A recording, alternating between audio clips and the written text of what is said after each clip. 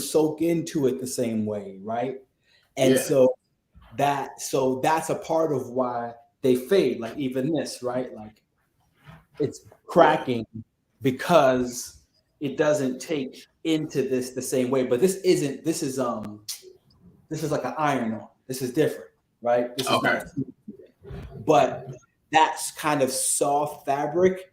It soaks in that first time you do it. It soaks in really well to that, and so that's a part of why it's maintained that way. It's just like Yo, it's that's what it is, G. Like I don't even know, like because it feels like a cotton, but it's a quality cotton, and then maybe even just having a layer because it does have fades or whatever, but like maybe even just having a layer is like okay, this layer is what's protecting it from washing out so much. nah. It was a very dope design decision. It's a very simple thing You know what I'm that, saying? that goes a long way, right? It gives them a different color, right? So it's like now it's the and it added like a taste of sophistication to the hoodie because of that. Like that fabric, and it also matches, right? It's purple royal. There's something regal, right? The whole Yeah, feel. no, it's a dope dope purple. I went live just because like it's I whatever, know and exactly. I'm I just know, I'm gonna just post it on Twitter like we do. and we never know. You never know, right? Like, but hold Yeah, on. no, I honestly, What's going on? What's popping? I Is mean, is not Chat shit. GPT is Chat GPT in Congress of war coming? Like, what are we? What's there to talk about? Because this actually. No, this Oh, is okay. So what's this is going actually a fun. Have you on? used Chat GPT? I had. I'm the nigga who got there, and they were like, "Oh, you're on the wait list." Like all of a sudden, I'm like the first nigga to get waitlisted to Chat GPT. Um, So I haven't used it. My man put me onto it because he's been using it to do a lot of things. He does advertising. He uses it in advertising and all types of shit. Um, okay. so I'm very interested in it, and I saw that prompt that you put together, and that it's so Chat GPT is it's another one of those things that it's like, oh nah, you would have never been able to like explain that to me as a kid. Like Right, right. it's Well, what so it's do you know what a language learning model is? What do you um know? Like, do you have like an idea of what it's supposed to represent or whatever? my understanding of it, and this could be non-factually based, just my intuition about it is it takes in as as much data as possible to start to learn the patterns of a whatever a given set of information that's given to input. It Yeah, start like and then like forms it's like creating mathematical patterns out of it yeah, to discern um, how it's putting things together, and then it like can replicate. So the basic thing is just to be able to turn a language into code that hmm the model can replicate. yeah, yeah. No, that's exactly it. I mean, the the the pretense is that human language is the same as predictive text, and even though it's really not at all, like we've gotten so far in prediction model and prediction algorithms, like even when you use your Gmail or a search engine, it can autocomplete based on the most likely next word, you know, culled from millions and billions of searches, right? So what's cool about ChatGPT is because it's such an advanced language learning model, and because the company that made it, OpenAI, is they're kind of mum about how they programmed it. Like they give you very general information, like Gen Pop news first Like article, first paragraph, first article stuff. it's a product of DALL-E, right? It's a byproduct of DALL-E. Like, I think so. I think it's the same like programming outlet or outfit, I should say, that created the algorithmic method of predictive text, etc. Okay. But I think the main thing is like it's a language learning model, and language learning is a little bit deceptive because it kind of implies, especially because there's AI and everybody's talking about AI this, AI that, is that it will learn the more you use it, or it's constantly processing information. So it's sort of like learning, quote unquote. But like learning it's a really slippery way to use the word learning, especially because the connotations we have for learning as humans is like, oh, so this shit can think. And in a way it can, but it can't think deeply, is what I would say. Like it can think in a way that is like I said, like it copies, but it can't like remake very well. Like it can copy very, very well. Okay. I think that's accurate, but what's interesting to me is that it's the year 2023 and it's mimicking thinking this competently in a user-facing way. That's cool. Like it is super weird. But it's also like, oh, hold on, the world. So I say that I've been saying this for a long time, and I didn't know what I was saying yet, but I knew it was true. We live in the future, bro. We live in the fucking future. This is weird. Yeah. This is like, so in 20 years, what is the point of us trying to disqualify its thinking capacity? Right? I'm not on that train ever. It's I'm never on that train. It's not. It's more. It won't make sense to. It would actually be dangerous. It's dangerous to be on the side of like, oh, this is not human. It's not thinking, and it's like, all right, bro, like wherever that gets you, however you sleep at night, but it's only gonna get better from here. So it's like, yeah. Okay. So there's a part of why it is still important to point out that there are extreme limitations to the thinking capacity of something like ChatGPT is that we still don't understand how a child understands language. No, right? No. In order for ChatGPT, the amount of data that it has to take in and process is it's incredible.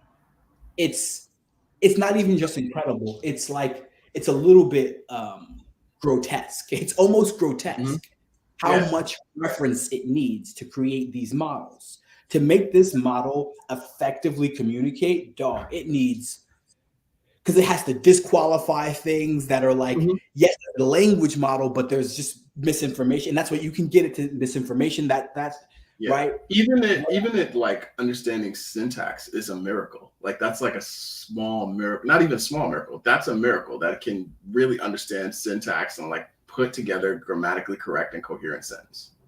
Because that's the thing above all we don't understand about how children do that. We don't understand how they separate words.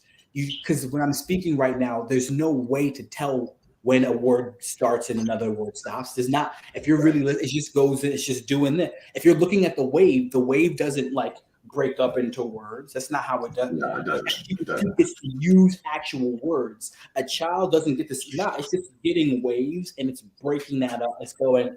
This word starts here, and it's perceiving something that we have no clue how they do that. It's such a subtle thing, right? Hold on, there's a dog in here. I'm gonna make it leave because I don't know why the dog was let up here when I said I was about to podcast, but it's also a dog, so that's what it wants to do. You got a dog? Yeah. Well, I'm just watching it. Okay. Good. Thank you. But yeah, like that part where you're talking about, we don't understand even how children are really synthesizing language. We don't, right? And like there's some understanding that of these language learning models that's also getting to that spooky level of like, how the fuck did you do that? Like, why would you say that? Or what is the thing you're drawing on to come up with this? Like that stuff's happening already, which is why, I was very intrigued by it because I had read a New Yorker article maybe like 4 or 5 months back, and it was about language learning models. But the whole thrust of the article, or like the thesis, and I feel like it was a little biased because it's like written by a writer, but basically all the scientists that they talked to were like, many of these language learning models are proficient, but the question you're asking us, which is, can it create something original? Can it like write a poem, or can it write a story, or can it do things that like humans can do? And most, if not all, of the scientists were like, no, it can't, and it's not really close. Like we've gotten 80% of the way, but our 20% is like that 80% leap happened very recently. Like let's say it was at like 16 or 20%, and the leap to 80 was like huge and miraculous. But the final 20% of human figurative language is so difficult that we don't want to say it can do human things yet, and that it would be inaccurate to say that it can do human things, which is true. It is inaccurate to say that it can do human things, but where it gets tricky is like how well it emulates depending on what you ask it. And so that's what I was trying to figure out, like how well can I get it to emulate? And now consider this. Yeah. If you're, maybe you've heard this before. If you're at a pond, if you go to a pond every day and the amount of lilies in the pond doubles every day, how many lilies are there? If it 5 days, doubles, yeah, 5 days, 5 days before it's completely full. I mean, like, I don't know, what is it, like a couple days maybe? Almost none. 5 days out, you can't see them. And then Right. the day before it's half, the day Correct. before that it's 25%, the day before that it's 12%, the day before that it's 6%, the day before that it's 3%, for that it's one. The week before it's 1% of the pond. So once you start seeing it, so once you see it, that means it's about to fill the whole pond. That's a great point. And I mean, I am not. And now that's also, I'm just like, there's also that though. Like the rule of compounding interest, how does that apply to this? Or does language create I don't know. I don't have an answer here. This is complicated.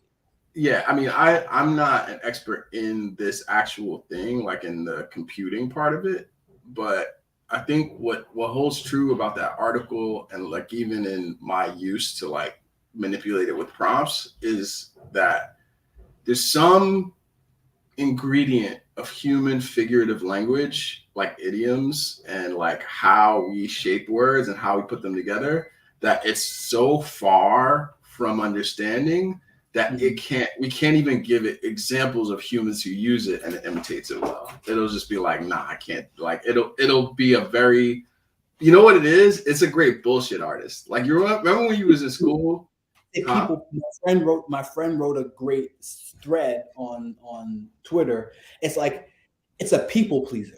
It's the greatest people pleaser. It will tell you exactly what it thinks you want to hear. Right? Yes. Its ability to do that is impressive. And depending on how impressed and satisfied you are, that's how intelligent you'll think it is. It's more about you though than it in a lot of ways, right? Yeah. And people, honestly, maybe someone who, for instance, doesn't know the language that you're like purveying wouldn't know some of the differences. Like if you were like a Russian native speaker, maybe you wouldn't necessarily know some of the differences in English enough to be like, oh, that doesn't sound real. Mm-hmm. So I started to test different theories with the ChatGPT. Like that was actually the key is like I was starting to test different theories, and let me see if I could like present some of the stuff that I was checking out. And I have my ChatGPT open now because I'm just like, yo, fuck it. I'm gonna see what this shit can do. And it does some functional things super well. Like one of the functional things that does well, yeah, I mean, it's not gonna it's just doing what the fuck ever, like doing what the fuck ever. One of the functional things it does well is like, all right, like if there's a mass of information on a topic like calisthenic workouts. Oh, you want me to take those down? I can take those down if you need. You got it. Why are you whispering? You're like, I got it, and straining at the same time. It's great.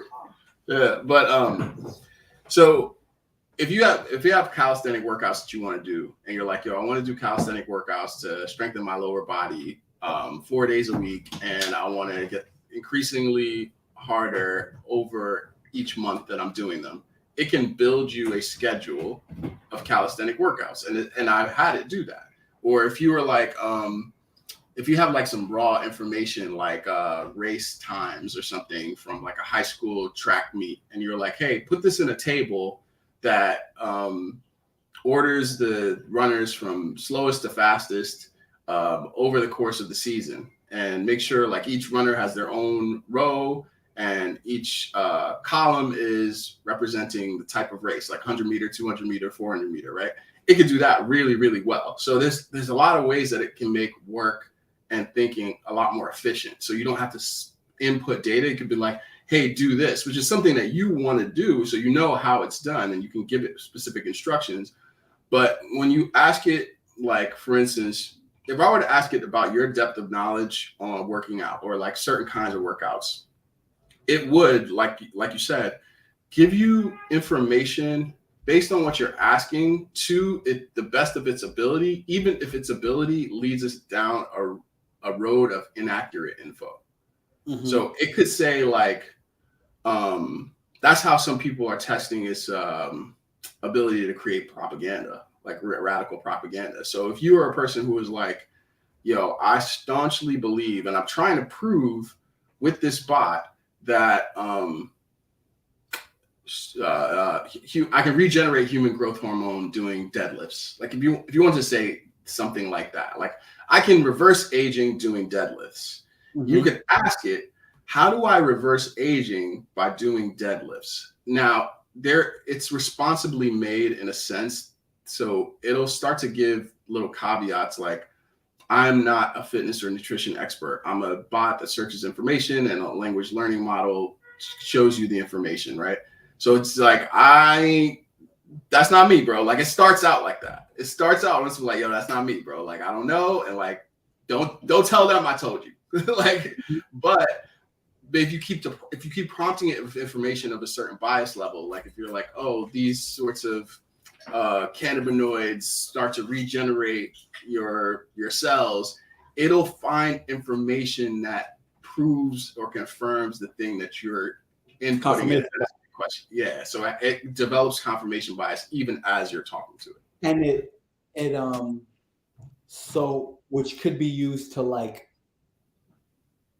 give confirmation bias, like you create a set of information for it to bias on, and then you generate more of that content using it. Like pump that out. So it's constantly. It constantly does that.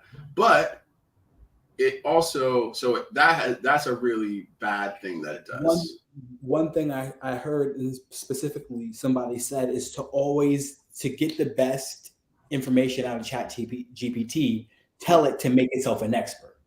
Tell it to pretend that it's an expert. That's one of the prompts it tells you to give it, right? So that it's like, it changes the information. It's like, well, I have which it also fucks up too, though. So like, I was writing a blog, so I've been trying to use it to help me to write a little bit faster or to like confirm information, but it's not even a good search engine. So for instance, I have a book right here called The Anatomy of Story by John Truby. I use it pretty religiously. It's mostly about screenwriting, but it's about story. Like you can use it for like novel writing, story writing, etc. And so John Truby has a theory in it that based on the time frame of information ChatGPT is drawing from, it should know what that theory is. And it's pretty plain. Like he states the theory like within the first 50 or so pages. And it's about protagonists and antagonists, which is that they want the same thing, but they just go about it differently, which is actually what creates the oppositional force between a hero and a villain, is that they always want the same thing. And so when you're designing a story, you have to make the hero and the villain want two sides of the same coin, like the same goal, but they go about it differently, right? Like means and ends. So I asked it that. I was like, what is John Truby's theory about protagonists and antagonists? And it told me something completely the opposite. It was like that they want different things, and that drives the conflict of the story. And I was like, ChatGPT, like what you said is the opposite of true. Like, can you explain how you got to that? And then it was on some like, oh my bad, dog. Like it was super real. Just like sometimes I make errors, and I apologize for giving you inaccurate information. I will take this into my record to be like, oh, my bad. But yeah, it is a people pleaser. It says something it thinks is right. It accurately said, here's the thing. It like got to the right theory. It just said it wrong, right? Like it said it's, you know what I mean? It's like it didn't say some totally off the field shit. No. It was super convincing too. The way it said it was super convincing. Right. And that's so, and that's super what's convincing. Like, and that's what's mad dangerous about it as presently composed. Because like you will then, depending on how, so my man Daniel Schmachtenberger, his point is always that trust is actually probably the most important thing right now.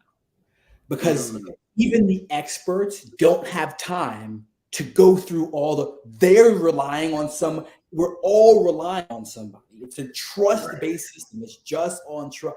And once you trust something, you go about confirming that is true, and you spread it. And there's people on TikTok fucking spreading information that ChatGPT that it's said the opposite, and they didn't read the book, they didn't cross-reference, and so it's like that is a very big problem about the intelligence of it is, because it's convincing, but it's not accurate. There are simple math problems that people have put into it that it just gets completely wrong. But it'll explain it like a fifth grader who's like, okay, so this is how you get this. And once this, it's a simple math problem like Johnny has 2 apples and 5 oranges.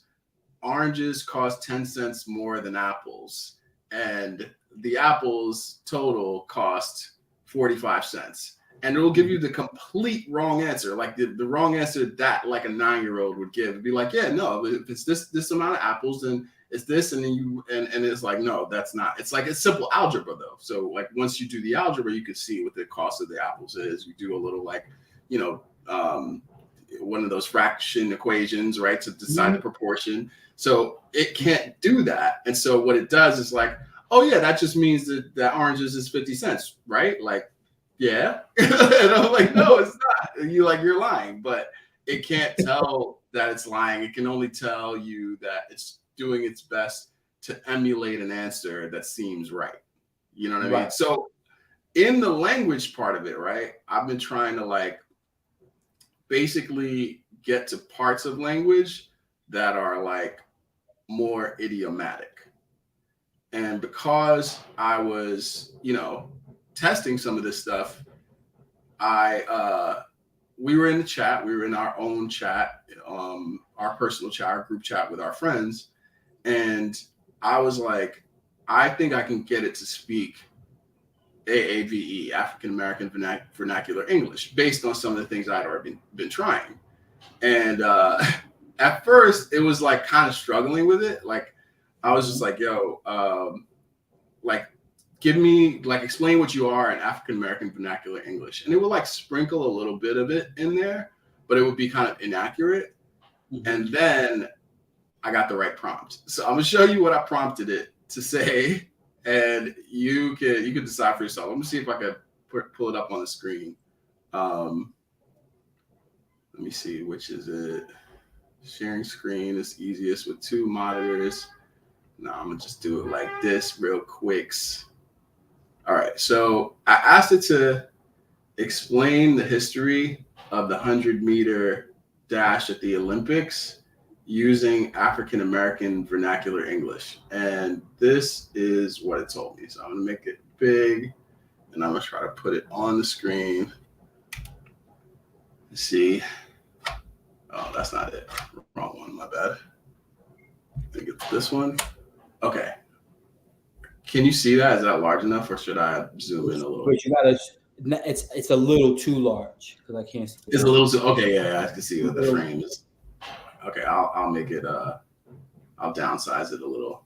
Let me see if I can downsize it.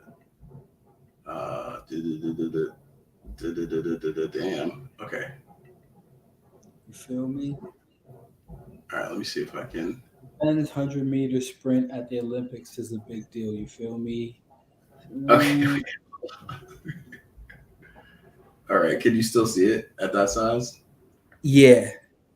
All right. So I said, explain the history of the gold medal winners in the men's 100-meter sprint by using African American vernacular English only in your response. And it says to me, so the men's 100-meter sprint at the Olympics is a big deal. You feel me? You feel? You feel God? It's basically on God.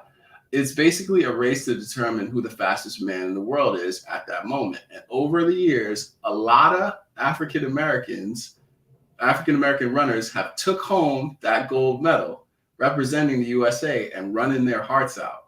Starting and apostrophe with the modern Olympics in 1896, ain't no African Americans won the gold in this 100-meter sprint until 1936 when Jesse Owens lit up the track and took it home for the USA in the Berlin Games.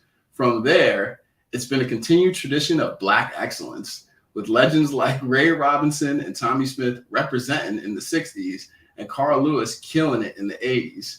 Fast forward to today, and we got ballers like Usain Bolt from Jamaica and Tyson Gay from the USA killing it on the track and bringing home that gold for the people. For the people. It's just said for the people, my guy. What do you mean for the people? What people? What y'all talking about, man? Hold on, you talk about the U.S. and then Jamaica, right? And then Usain Bolt just pops up. But nah, it's accurate. It's like or not. It's filling in information in the same way that I've been taught this narrative, right? And it's spicing in, it's peppering, right? Like you said, there's something still missing. There's a gravitas in it that's still definitely missing, but that there's nothing. It's not wrong.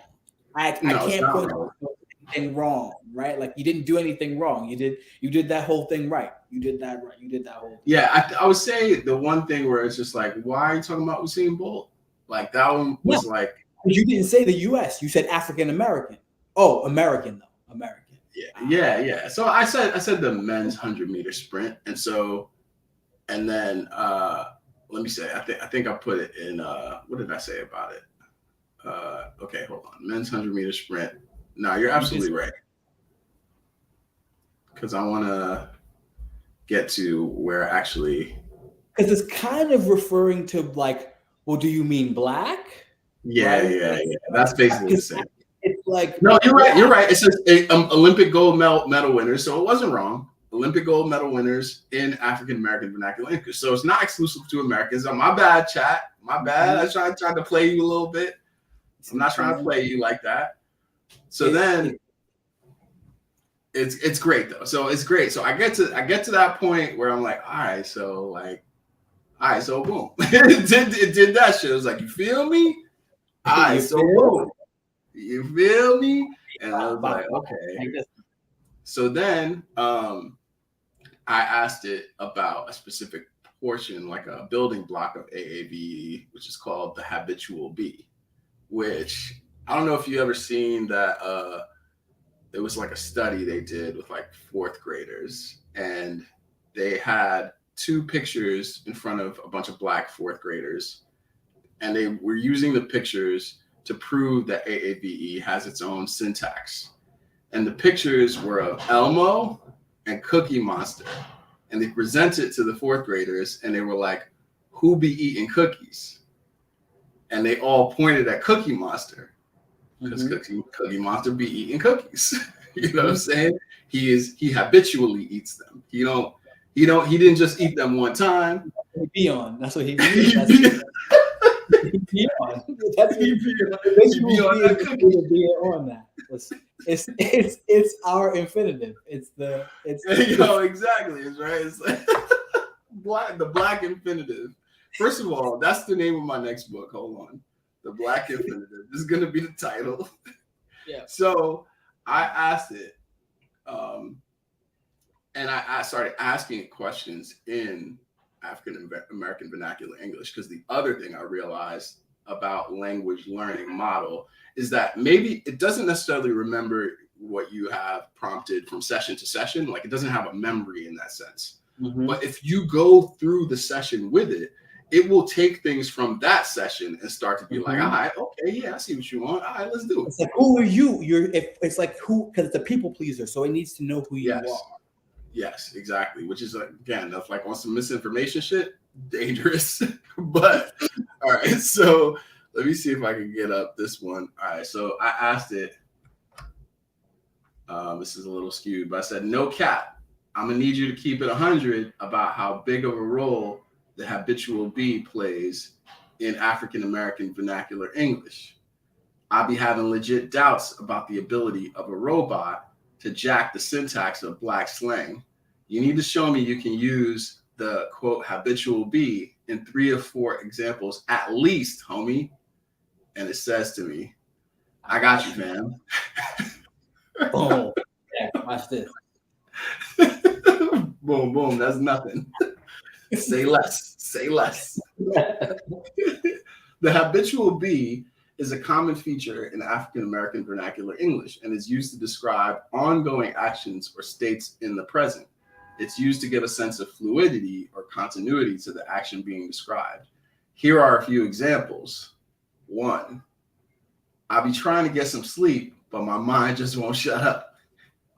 2, she be working hard to make a better life for her family.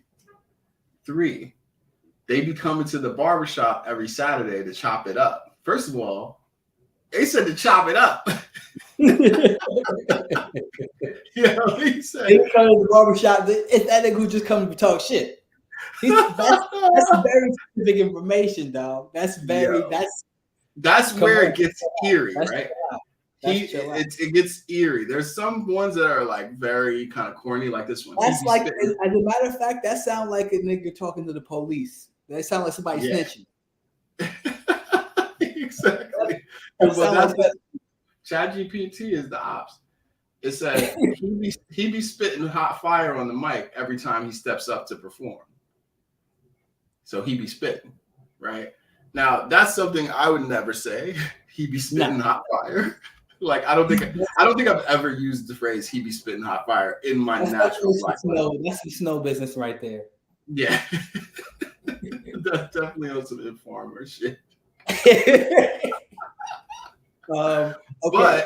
But here's the crazy shit though. I went down that rabbit hole where I was like, I wonder if I could get it to rap. And so because I was realizing and recognizing that it is an imitation or emulation bot, right? I was like, what if I give it things to imitate? So I started to think of rappers and rap styles that I wanted it to imitate or emulate. And this is where I concluded that language modeling is so far of a cry from like Black Thought's 10-minute freestyle, for instance. Like his YouTube freestyle, like it's so far from that as to not necessarily like stop me from worrying, it's not, I'll be concerned. I'll always be invested in this, especially as a creative person. And as human beings, we're all creative. We all can create. Like, we're endowed with the power of creation. Whatever way you want to say that happened, whatever religious or spiritual tradition you come from, whatever history you believe, we are endowed with the power to create. Robotics, without our input, AI without our input, still cannot create, right?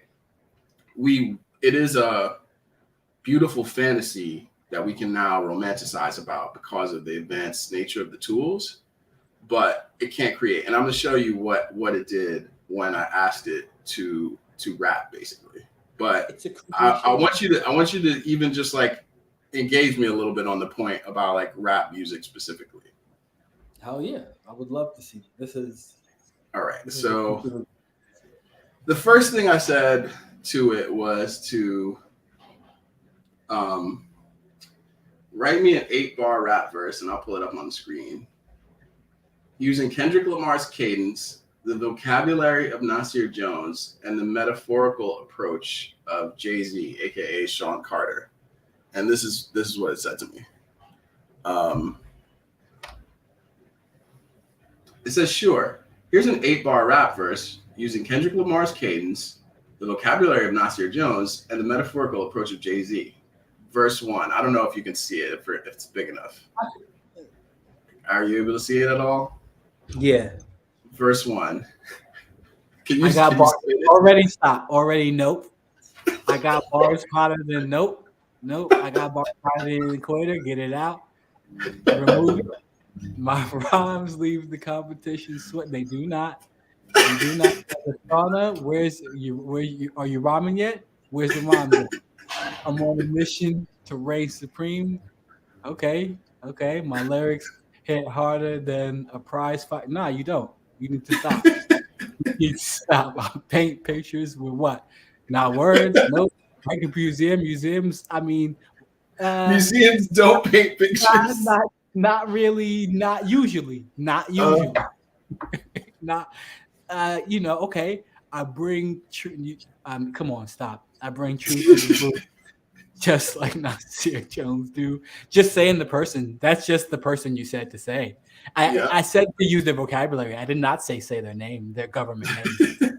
My metaphors deep. Where are they? The ocean. Oh, the floor. Oh, okay. I guess that's a metaphor. I got the game on lock. Again, you're reigning supreme, like Jay-Z's Raw. Okay, that's fine.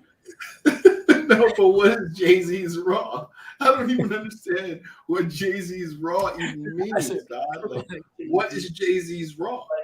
What? And I don't think there were any rhymes in there. It's like, okay, hotter than the equator, sweating like a sauna, reign supreme, uppercut scene. Okay, so I saw that. I noticed that, hey, you're not rhyming.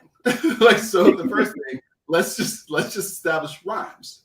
Like what? Like, but it forces you to prompt better as flow, because what it doesn't.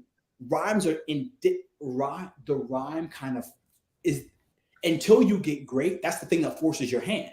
Yes. At the very beginning of rapping, it's just all trying to make rhymes happen. It's just where are the rhyming words? Where are the rhyming words? Right? It's like because I had established even what a rhyme was, I was like, all right, I need to give it a model, a prompt for what a rhyme is and what even kind of rhymes I'd want to see from it. So I told it,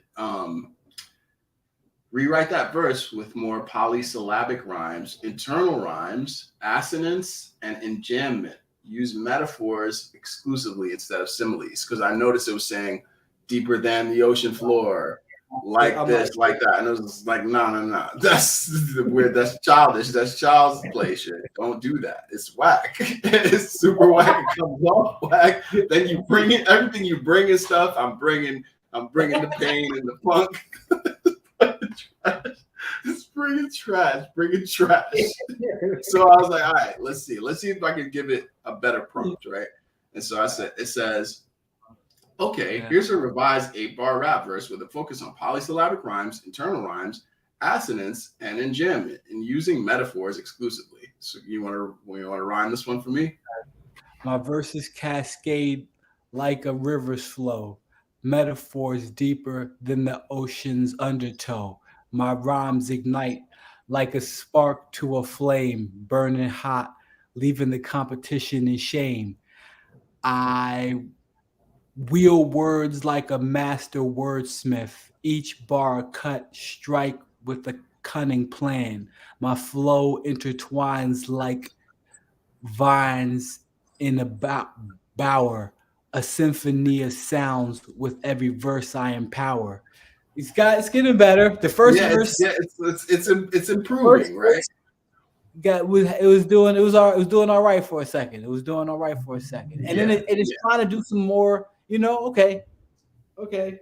yeah. So I was like, all right, Right? It's like it's not it's not intelligent, but because it's a tool, but it's yes, a tool that can be used very intelligently. yeah. And so Like, I'm like, okay, if anyone has an like a understanding of rap, it's me. Like I know what rap is. I'm trying to break it down into its elements, and I'm also trying to get it to model stuff. So it's like, all right, I told it to model certain poetic techniques that I'm sure is in its database of information it's drawing from.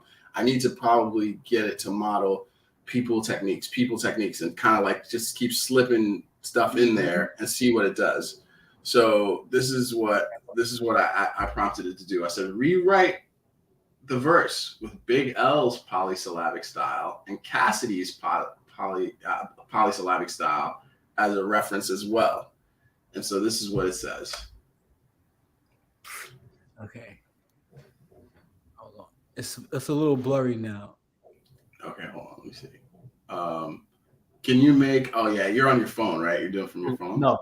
Actually, Oh hold on. Yeah, yeah. You could if you full screen it, you'll see it a I little just better. mean it's. I just mean it's like literally blurry. Like, okay, hold on. I got it now.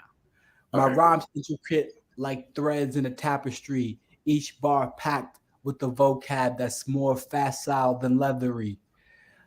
My flow so cold, it's chill. It'll chill the bravest soul. My metaphors run deeper than a pot of gold. I spit fire like a dragon's breath. My words hit harder than a heavyweight's left. I'm the king of the syllables, like Cassidy said. My rhymes stack high, like the stories of a tenement building bed. The fact that it actually said I'm the king of syllables, like Cassidy said, like that's a rap thing to do. Yeah, Like yeah, it didn't do it the same way it did it the first time where it just said the person's name. It yeah. actually Started like to right, employ like it. Yeah, that's yeah. what rap does actually, right? Like So then people. I'm still disappointed in it. I'm still Yeah, it's disappointed still not because I was like, yo, you're not getting the polysyllabic rhyme part. So for instance, because it's really hard to there's yeah, a bareness, there's a it's the opposite. You have to go it's like artistically, and this is just it's like you have to go the opposite direction that like the feeling of creating something is. You actually have yes, to just kind of like yes, go backwards, just go back and like leave it completely wide open, and things just right. start to fall. And that's a hard thing. That's going to be super hard to mimic. So I But just let's said, see. uh, what is a polysyllabic rhyme for the term red carpet? And it said a polysyllabic rhyme for the term red carpet could be bedspread parapet. And I was like, no, that couldn't be. Give me another polysyllabic rhyme for the term red carpet that matches the syllable count of that term. It said another polysyllabic rhyme for the term red carpet that matches its syllable count could be threadbare backdrop. Nope. Excuse me. And it said, give me a polysyllabic rhyme for the term red carpet with the same number of syllables as the term red carpet. The first two answers you gave me had more syllables than red carpet, and that's a wrong answer. So I'm being really specific Right. and letting you know that's wrong. It said, my apologies. Here's a polysyllabic term for the term red carpet with the same syllable count, lead market.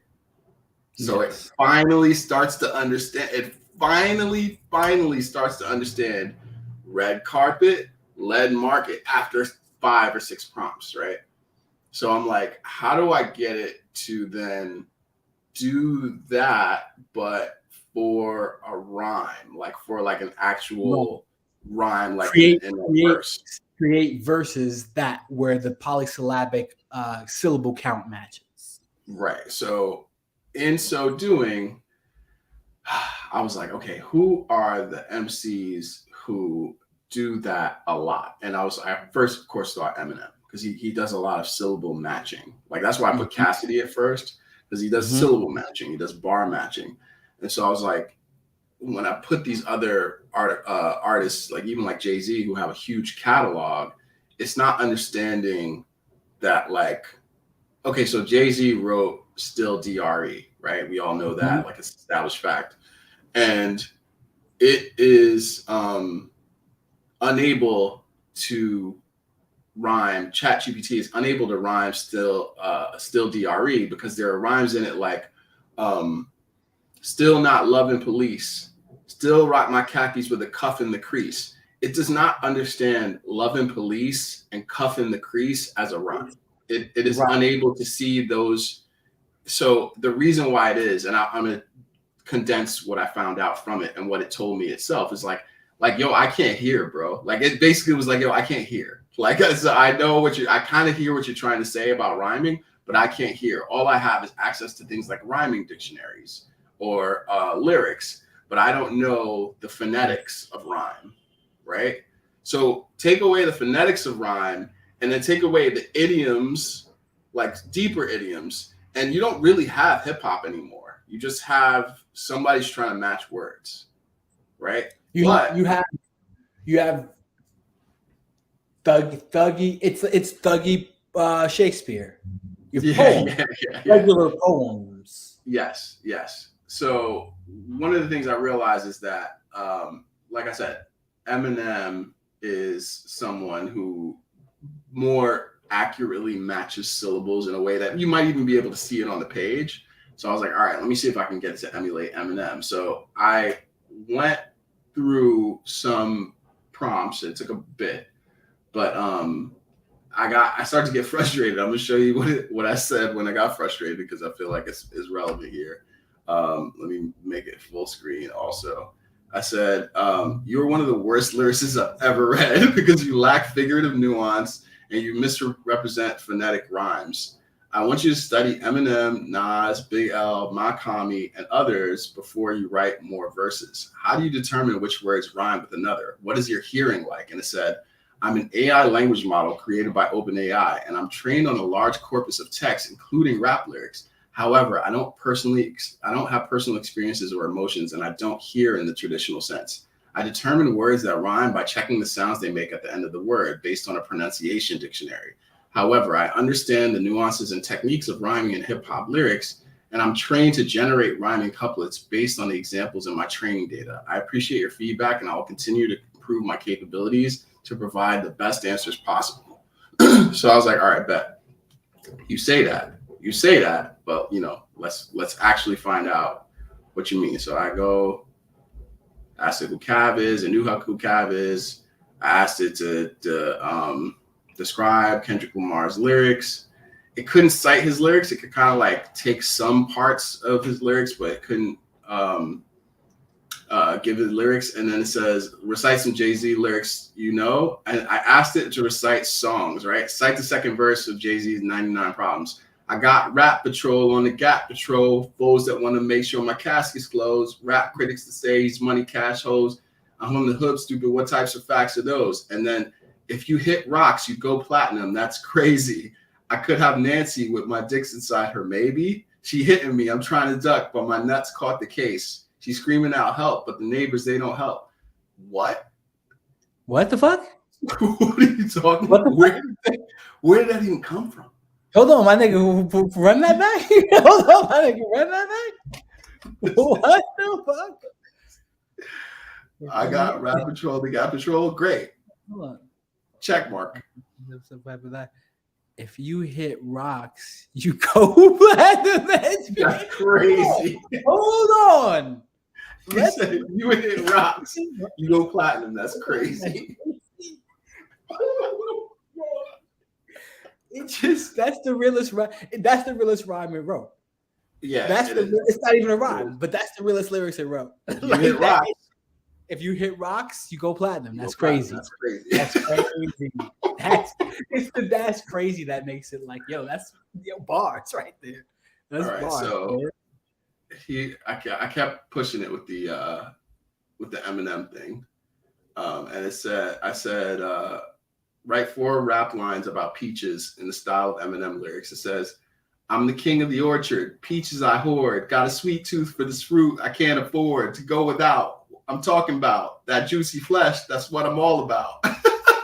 So Yeah. it Okay. starts to get closer to what maybe syllable matching is, but it just can't, like, because I keep going, I keep asking it to do that, and it's really tough. Like, I got to MF Doom, who's also a great syllable matcher, and it just can't do the things that Doom can do. And what I realize about it is, like I was saying about the still DRE point, and what it said in its explanation of the language learning model, it's like, hey, I have a bunch of reference points, but I don't know, like, how would it be able to tell, like, how Lil Wayne pronounces words versus Jay-Z, even though they have the same kinds of words in their rhymes, they pronounce them differently, and therefore they rhyme differently. They fit into multisyllabic rhymes differently.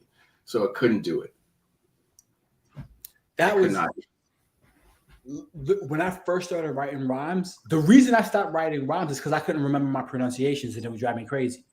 I would write something and then go back to it, and it wouldn't rhyme. And I would, and it's like, nah, it's because I couldn't remember how I had formed it, right? And it's like, that's very, because it's not even easy for rappers. Like, professional rappers forget how the flow goes. That happens sometimes. You write a rhyme and you go, damn, what was the flow for that shit? It's like, it's still, right? It's like, it's not simple. It's just not a simple thing. It's not a simple thing. So I started to get obsessed with Midjourney. Midjourney is the image prompt AI, and it can create full images, which are pretty fucking dope, right? So hold on, one thing. No, because my girlfriend asked me this recently. If you told it to write a book about an elephant and a monkey, what is it? Is it going to do that though? Is it going to give you like fill in the information still? Yeah, it can, and it will be very threadbare. It wouldn't, and you could even give it prompts for like different kinds of story arcs, like, write it in the style of Joseph Campbell's hero's journey, where the hero has to go through this and then meet a foe and meet a mentor, and like those things it can do, right? And it can do it passably well, but only, like I said, maybe to the level of like, a 7 or 8 year old. I'm about to get this shit to write my children's book about the genie. Yeah, no, it can, and that's the thing. It can do things like that.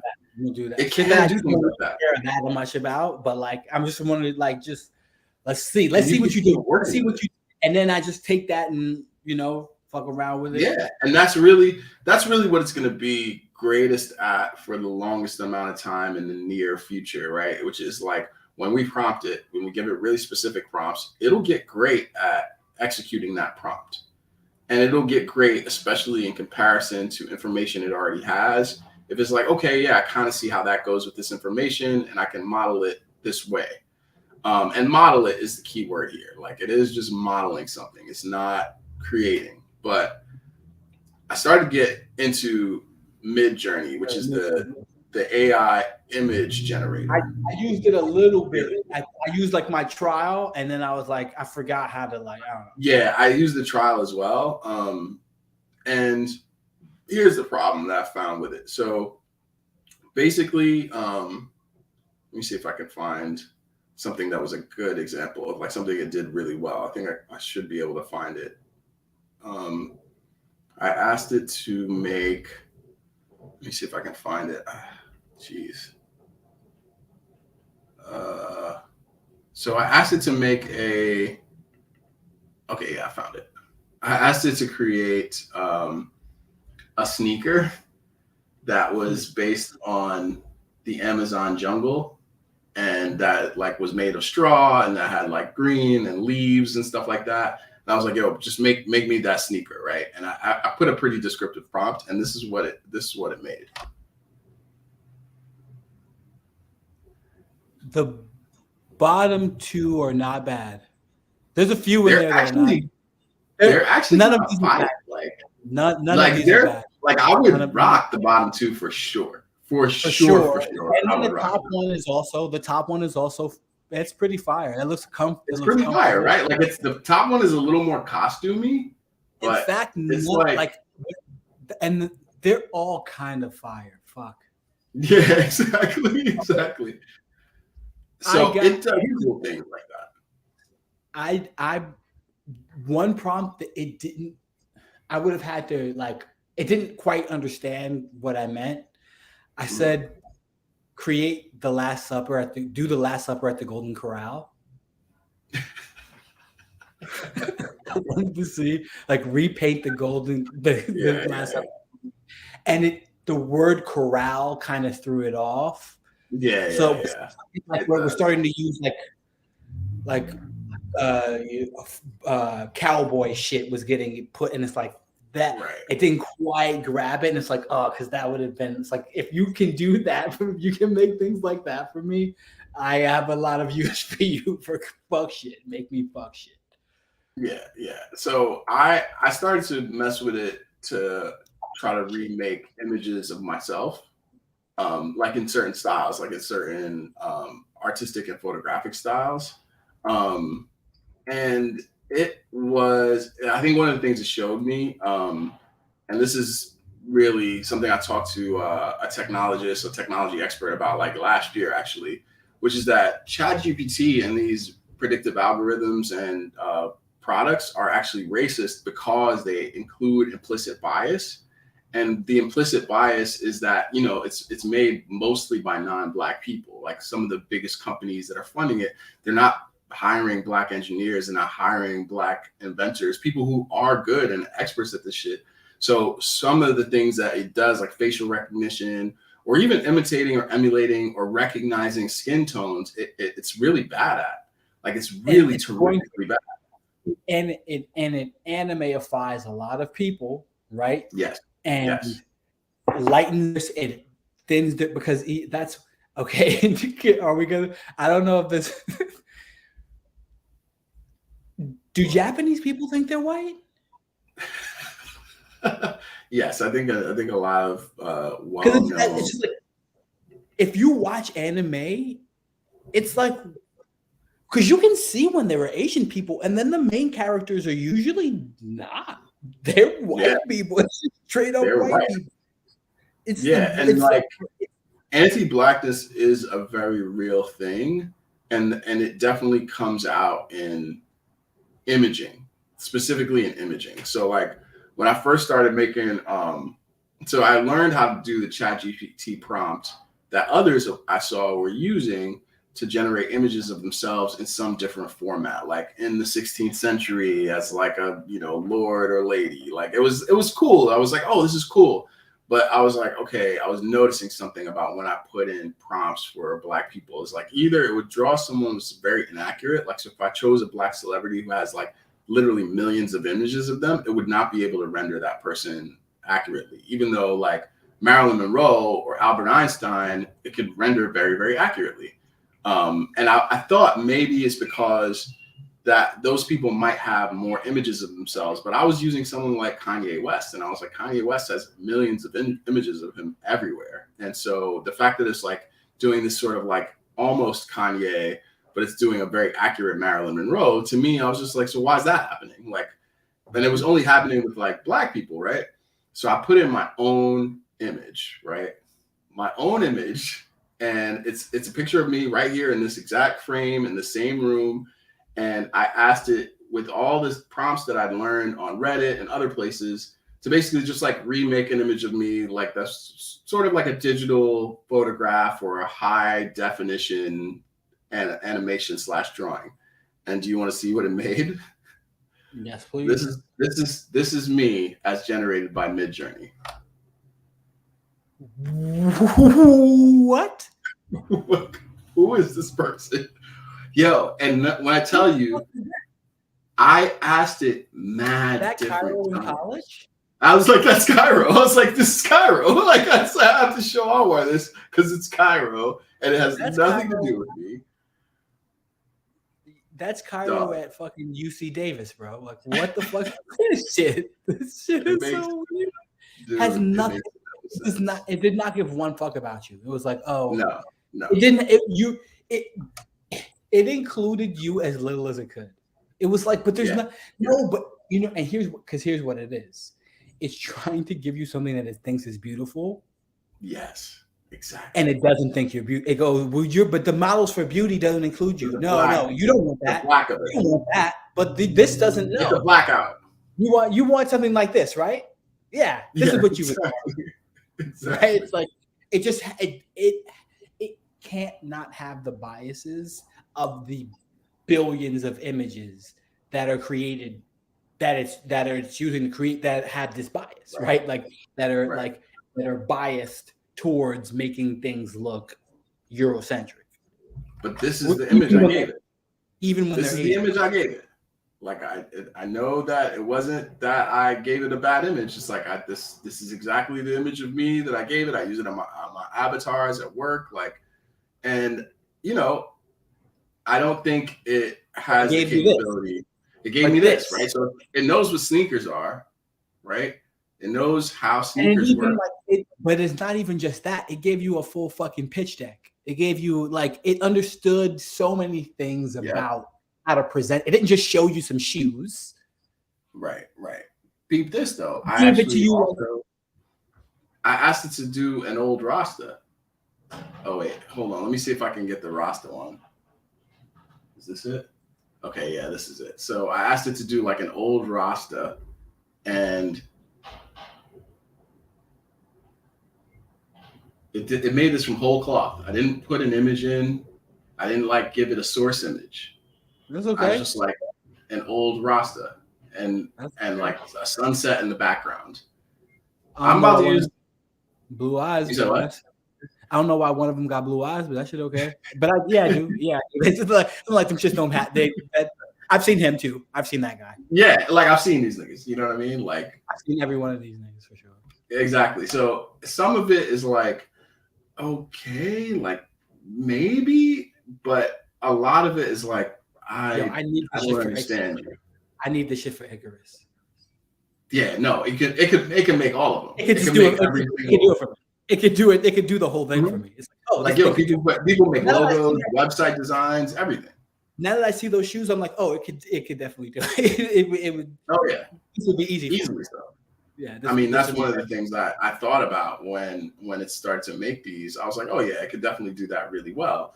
And I think it can do things like that. Like the AI, where it is with images and with words, it can do things like what exists with a slight twist or with a different maybe order if you give it a sequence, but it can't make something that you haven't seen. Like it's not going to make the Yeezy. It's not going to make that sneaker. It's not going to Right. make a Jordan. It's not going to make that. I mean, or the reason it would make that is because those things exist. It's not going to make a new one of those. You know what I mean? Like it's not going to take something and render it in a way where we're like, oh my God, that's a miracle. I haven't seen like that's still something about humanity is what creates that. Mm-hmm. For sure. You know what I'm saying? And But that's hey, I think that's why we that is experience loss. I think that's why we experience loss. As I'm saying that and thinking about Renee Chung, God rest her soul, I think the reason we experience loss as humans is because we bring something unique to the world. Hmm. You know what I mean? Like anything that's living, that has a spirit, a way of unique living, it's like we do live in the same, like life is the same thing. Like the elements of it scientifically, it's the same thing, but how we live our lives is the difference. You know what I mean? Like how we live our lives. Like you can't, even if someone were saying, I want to imitate Shakespeare, and everything in history probably give you a template for Shakespeare's life. If you wanted to live Shakespeare's actual life, you probably could. But the way Shakespeare lived their life is what made that come about, right? Like that creativity, whatever those stories were, it was the way it happened. It wasn't that it happened. Because you can't. It would be like somewhat ridiculous to assume that there is not that tons of people didn't live lives very similar to Shakespeare's. Both live lives similar and have similar kinds of talent. Like, no, like just it's just not actually that feasible, right? It's like it's the combination. Like you said, it's like um, it's the so it's the life, Mhm. the being of the person, their unique, but then the expression of it too, right? Because the Yes. uniqueness doesn't we can't model, right? Like because Right. it's only because he expressed it that there's something to model. You can't Right. Right. you're Right. almost taking what you can of the experience from the modeling. You can only take something from the modeling at this point, and that's the thing. So that it only, even if it only has the modeling, even when it's reading about the life, it's the modeling. It does not have the experiential. That's it was its point. I don't hear. I don't have those senses. I don't have five senses. I'm not experiencing life Yeah. to. Experience I'm it. not to express something from it, right? Yeah. I mean, that's why, I brought it to the point about Renee because I wanted to somehow convey how well and boldly she lived her life. And one of the ways that I'm seeing that even in the past week since her passing is that I'll be talking to someone that I know from not the world of Prep for Prep or New York City schools, and they know her. They'll Yep. be like, "Oh, I'm mourning the loss of this person," and they're like, "Oh, is it this person?" And I'm like, "Yes." Like that's Mm-hmm. happened to me multiple times this week alone, and it's Mm-hmm. not like it'll be somebody who's just like texting me like, "Oh, how are you doing?" And I'll be like, "Oh, I'm not doing too well because like one of my friends passed suddenly," and then they'll like corroborate that it's the same person, and I'm just like, "Holy shit!" Like the way you can have an exponential effect on how lives are lived, even outside of your community or your maybe your central community or the various phases of your life, those communities, how they intersect. That's all like the uniqueness and the exponential power of a human life too, because there are people who see things you do that you'll never even know they saw. Like Mm-hmm. there are places that you will have been just because someone mentioned you that you've never been Mm-hmm. personally, but someone mentioned you there, or like, and so like the legacy of a person like Renee is carried on in that, where there's so much that she did to help others that it was a tremendous ripple effect beyond what you could imagine a person could do in a like in a role in a life. You know what I mean? So It was huge. Renee was always like, yeah, she was always a huge personality. and not just like, but that it became different because I only knew her. I forgot that she went to Huddy, Yeah, yeah, right? and she was on the bus with us too. I only knew her from then, like, Yeah, and her being a huge personality. yeah, But yeah, the person I knew was she was large for other reasons. It was her yes, personality became it was just like the spark that opened up the work. Basically, it was that she yeah, did the work. yeah, She was doing how much work she did. She's just you know what yeah, I mean, building uh, building institutions with people, helping institutions, building pathways for institutions to be yeah, doing right by things that they claim that they yeah, believe, right? Like yeah.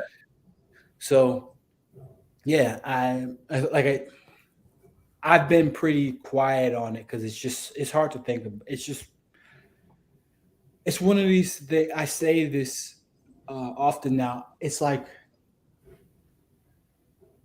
being famous is a relatively new thing in a lot of ways. Like when you consider like Elvis might be one of the first, right? Like superstar, Yeah, like that's not yeah, a yeah. thing, The right? That's Beatles and that's stuff.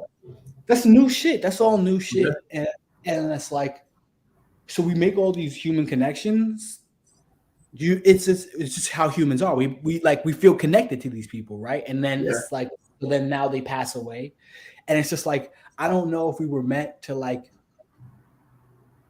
make all these other random connections. It's just like the amount of loss. I don't know if we were meant like this is like, because then there's also personal loss. I'm Yeah. dealing with enough real.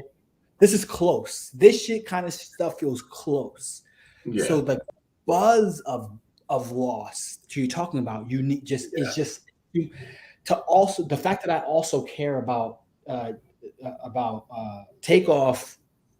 Yeah. Yeah. Yeah. It's just because it's Yeah, it's like draining. we're like brought close to loss in ways because of media access that we haven't been before. We haven't been close to like those kinds of losses in the same way. Because I think it would have been word of mouth or like maybe newspapers, but it's like much more instant. It's much more widespread. And then the personal loss aspect is like, yeah, it still also happens via digital. Like I was saying with the text messages, All that and still it all happens. feels the same. Yeah, yeah. It's too much. Some of them are just Yeah. bigger, but it all feels like the same thing. And it's just like this is Yeah, it does. It does. But yeah, and I did that want to prank. like I wanted to recognize it though.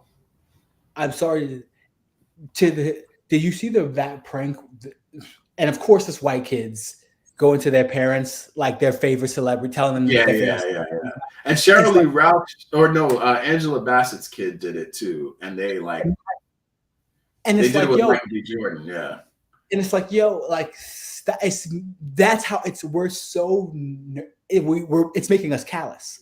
yeah, It's making it's like because it's like it's something about this feels off, man. I don't know. It just yeah,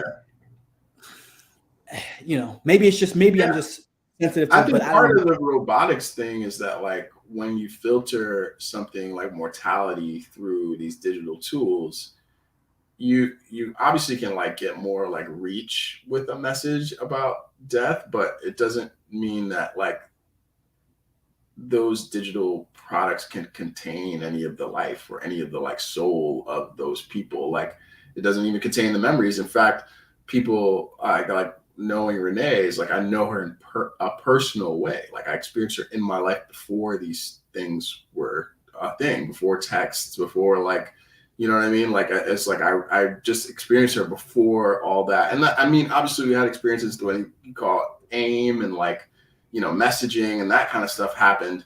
But it's like pre that stuff, like you have a whole set of memories with people that had nothing to do with like what the digital representation of them Yeah, was. yeah, that's the thing. It's like it's hard to pair them apart anymore, and it Yeah, just it's feels so close. right. So it just feel so it doesn't. None of this feels personal anymore. That's also the problem. It doesn't feel personal anymore. It like meaning that like or okay that the way of getting the information still feels impersonal. Yeah, the way of getting the information is definitely It personal. still feels exactly the same as how I found out Prince died, right? Yeah. But then I have to like privately like remember the Hmm. actual personal elements of this. That's like, Yeah. oh shit, hold on, that's real. It's Yeah. all right. Like it's still because of the way I know about Mugabe's passing is still kind of not real to me. I don't know if Right. it'll ever be real to me. I don't know if it'll ever be real. It's like it's hard. Right. And then the ceremony being in Atlanta and Africa, it's just this this person who was my little brother, and now it's just this virtual experience. The whole experience of his Yeah. loss is virtual. That is It's all true. Like it's like because we're talking about someone's actual vessel and life, like life, your body, your soul, whatever that is, and how you lived it. It's just like it can't be pixelated, like you can't put it into ones and zeros and get the same thing. You can try, but it's like we'll never be able to replicate that blueprint. And yeah, I mean, I'm still sort of processing it. I think the reason that it feels real to me is because of the personal interactions that I'm having about it and around it. And also so, in New York. You yeah, in New I'm York, closer to you're it. Yeah, going to go to the service, right? yeah, It's yeah. like you know Hmm. that you're going to be able to feel it. I don't. I'm not. Like Yeah, I'm yeah, only going to be me and my own memory, like touching that again, going back to before all of this, yeah. before I didn't have a relationship with her in this. We only had a real world relationship. Right, right, And right. I would have to refer back to that. That's what I'm losing. That. Not any Yeah, of this. I'm not losing any of this. I didn't have any yeah. of that. And I found myself looking for different pages and accounts so I could leave a comment and like looking for pictures and like because it's so much part of the archival record. And there was one point where someone close to her posted something on a social media platform and then it changed. I guess the person either like deleted it to edit the post and the caption or reposted it. And I remember being so upset about it because Mm, the comments on the first post I could no longer see once it was mm, reposted. Like it was like a fresh set of comments, and I was right. so like so deeply upset and like Mm, just like ready to fucking rage. And it's because yeah, these are like they're inadequate tools to capture some of this stuff, but sometimes it's also all you have. Like have this it's is like literally all you have. facsimiles. They're Right. it's, yo, because you remember, Doug, we used to call the internet, bro. Like we just all this shit is all these comments. We just said these is basically faxes. We sending each other faxes and shit, mad Yeah. fast, right? Like Yeah. we're trying to fax each other. Like we found out our friend died, and we trying to send each other faxes over an image, Right. Right. communicate like our Which is grief about different than when it was like even phone calls. Like even a phone call is different. Like you hear a voice. So the people who I know who talked to her by phone recently, it's different for them. So you It's really different feel because like they heard. faxes mean something. You're like, yo, I wanted to see those faxes. Yeah. I need those that because that's raw loss that you can't bring that back, and that's what I'm looking for because that's what I'm feeling, right? Like that's why it matters. That's why I need, you know, But yeah, yeah, man. man. Rest in peace, Renee. Rest in Great peace. episode. I was glad to talk to you. It was helpful to talk to you after a really rough week. And Same. hopefully we do things that are worthy of her memory. Yeah, man. It's just live big, live big, and not even like it's a mistake not to live big. That's what I take from Renee's Oh, life. It would be a mistake not to live big. To think that there's something beneficial about being smaller is just an illusion. It's almost definitely going to be an illusion. If you yeah. really Facts. want to be small, go be a monk. You don't. It's not true. Then just live big. Live big. All right, yo. Rest in peace, Peace, Renee. man. I'll see you soon, brother. Love you. Love you too, man. Peace.